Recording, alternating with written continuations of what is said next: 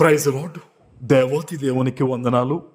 ప్రభు నామమున మీ అందరికీ నా ప్రత్యేకమైన వందనాలు, శుభాలు తెలియచేస్తున్నాను. ఈ దినము కొరకు ఏర్పాటు చేయబడిన దేవుని వాగ్దానము మలాకి గ్రంథము 3వ అధ్యాయము 12వ వచనము. ఆనందకరమైన దేశములో మీరు నివసింతురు గనుక అన్యజనులందరూ మిమ్మును ధన్యులందురని సైన్యములకు అధిపతియగు యెహోవా సెలవిచ్చుచున్నాడు. దేవుని నామానికి మహిమ కలుగునుగాక. ఈ ఉదయకాల సమయంలో సర్వ సృష్టికర్త అయిన నీ తండ్రి నిన్ను ఆశీర్వదించి గొప్ప వాగ్దానాన్ని నీకు అందిస్తూ ఉన్నారు. ఆమెన్.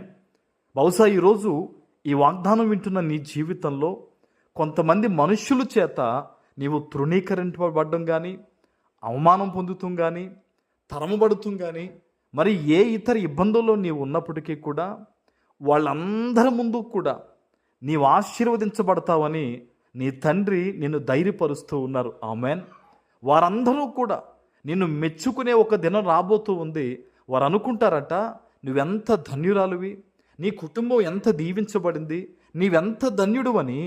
నిన్ను చూసి ఎవరైతే నిన్ను విమర్శిస్తున్నారో వారు కానీ, అన్యజనులు కానీ, వారందరూ నీ కోసం ఘనంగా గొప్పగా చెప్పుకునే పరిస్థితులు దేవుడు నీకు కలగజేయబోతూ ఉన్నారు. ఆమెన్. ఈరోజు బహుశా నువ్వు కన్నీరు కారుస్తూ ఉండొచ్చు. అయ్యో, నేను అవమాన పాలవుతూ ఉన్నాను, నేను చేతులు చాచే పరిస్థితుల్లో ఉన్నాను, ఇబ్బందికరమైన స్థితిగతులు నాకే కలిగినాయని చెప్పి నువ్వు అనుకుంటున్నావు. కానీ నీ ప్రార్థన దేవుడు విన్నాడు, నీ మనవిని దేవుడు అంగీకరించాడు. నీవు కారుస్తున్నావే కన్నీరు, అదంతయు కూడా నీ తండ్రి చూచి ఈ దినము ఈ వాగ్దానం ద్వారా నిన్ను బలపరుస్తూ ఉన్నారు. ఆమెన్. సంతోషించాల్సిన దినం నువ్వు. దేవుని యందు నమ్మిక ఉంచి ఇంకనూ దేవునికి దగ్గరవ్వాల్సిన దినం. ఎందుకో తెలుసా? దేవుని ఆశీర్వాదానికి నీవు వారసురాలువు, వారసుడువు. ఆమెన్.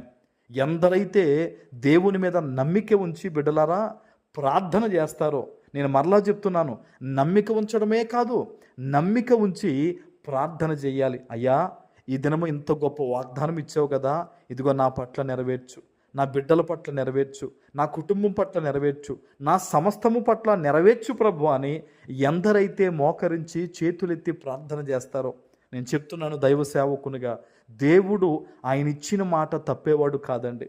నీ జీవితంలో గొప్ప మేలులు చేస్తాడు దేవుడు.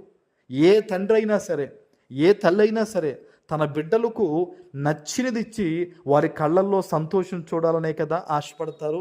మీరు గమనించండి, తల్లి గర్భములో నీవు ఏర్పడక మునిపే నిన్ను ఎరిగిన దేవుడు మరి నీ యొక్క జీవితంలో ఎంత సంతోషాన్ని ఉంచాలని చూడాలని ఆయన ఆశపడతాడో ఒకసారి ఆలోచించు. నువ్వు అనుకోవద్దు, దేవుడు నన్ను విడిచిపెట్టాడేమో, దేవుడు నన్ను ఒకవేళ అన్యాయానికి వదిలేసాడేమో, నేను నష్టపోతానేమో, నాకు దక్కదేమో అని నువ్వు అనుకోవద్దు. దేవుడు న్యాయం తీర్చేవాడు.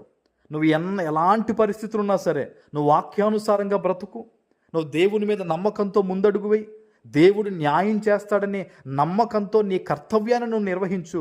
ఇదిగో దైవ సేవకునిగా చెప్తున్నాను, నీవు కోల్పోయిన ప్రతిదీ మరలా నీవు యోబు వలె తిరిగి పొందుకోబోతూ ఉన్నావు.